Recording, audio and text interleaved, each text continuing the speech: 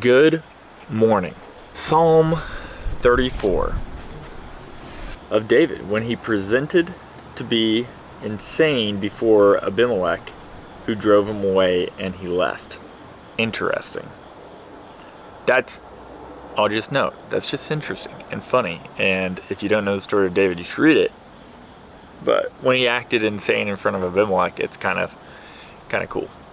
Anyways, I will extol the Lord at all times. His praise always be on my lips. My soul will boast in the Lord. Let the afflicted hear and rejoice. Glorify the Lord with me. Let us exalt his name together. I sought the Lord, and he answered me. He delivered me from all my fears. Those who look at him are radiant. Their faces are never covered with shame. This poor man called, and the Lord heard him. He saved him out of all his troubles. The angel of the Lord encamps around those who fear him, and he delivers them. Taste and see that the Lord is good. Blessed is the man who takes refuge in him. Fear the Lord, you his saints, for those who fear him lack nothing. The lions may grow weak and hungry, but those who seek the Lord lack no good thing. Come, my children, listen to me. I will teach you fear of the Lord. Whoever of you loves life and desires to see many good days, keep your tongue from evil and your lips from speaking lies. Turn from evil and do good. Seek peace and pursue it. The eyes of the Lord are on the righteous, and his ears are attentive to their cry. The face of the Lord is against those who do evil, to cut off the memory of them from the earth. The righteous cry out, and the Lord hears them. He delivers them from all their troubles. The Lord is close to the brokenhearted, and saves those who are crushed in spirit.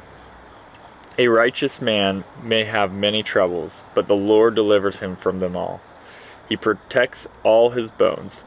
Not one of them will be broken. Evil will slay the wicked. The foes of the righteous will be condemned. The Lord redeems his servants. No one will be condemned who takes refuge in him. Nice. That's a great psalm. And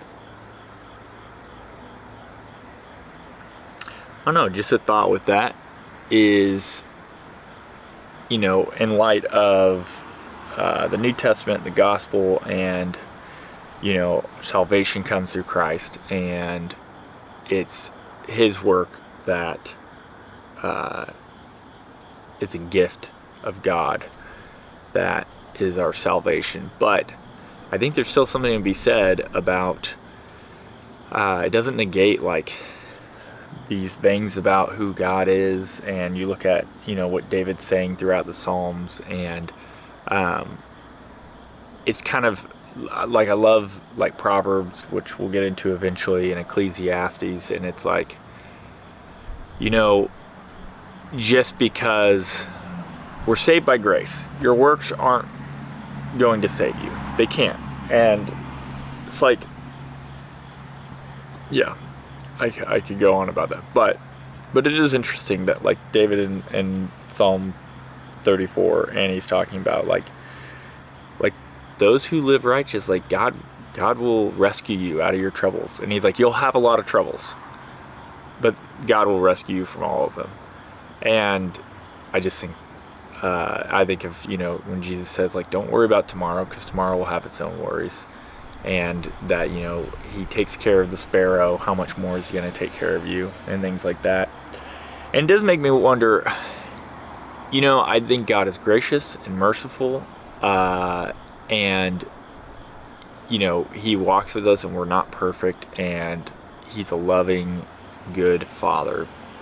But it does matter what we do and how we act and how we live. He wants us to live righteously, not because it's this legalistic checklist of, or this karma thing where you get good points and bad points. But it's I asked myself this question, and like I said, don't come after me, theologians, but if you wonder, maybe I don't know, maybe take a look at when things are going really crappy in your life, and you feel like you can't catch a break. One, are you crying out to God? And then two, are you, I think maybe it was in Psalm 33 before this, but like God's weight is heavy on you until you like confess. Are you confessing to God, like, God, these are my sins, and giving them to Him and confessing them to Him? And are you living righteously? Like, I know I don't always. Sometimes I'm like, woe is me, why are things so bad? And it's like, well, you're being an idiot, that's why. So I don't know, don't be an idiot. But anyways, there's a thought. Now, idea 34, earrings that are Bluetooth speakers.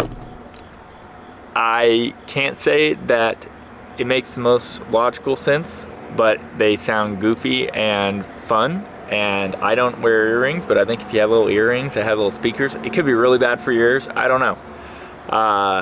Never tried it, but I would love to see somebody make a little prototype. So if you are a prototype audio device creator, I think you should make some earrings that have Bluetooth speakers in them. That way you can pop those suckers in and everybody can enjoy or not enjoy the music that you're listening to. And I'm also curious, like, how that would affect, like, how that would sound to the person, and like how loud it could be without actually hurting their ears and all that good stuff. These might exist. That's a thing that I understand, is that this entire list is probably not that original. Even though I had this idea, maybe I've seen them somewhere and forgot, or it's just, guess what? I'm not the first one to have this idea. That's a very real possibility. But do something with it and let me know, please. I won't get my ears pierced, but I will do clip-ons if you make these and try them out. So just for you, Bluetooth ear maker person, have a good day.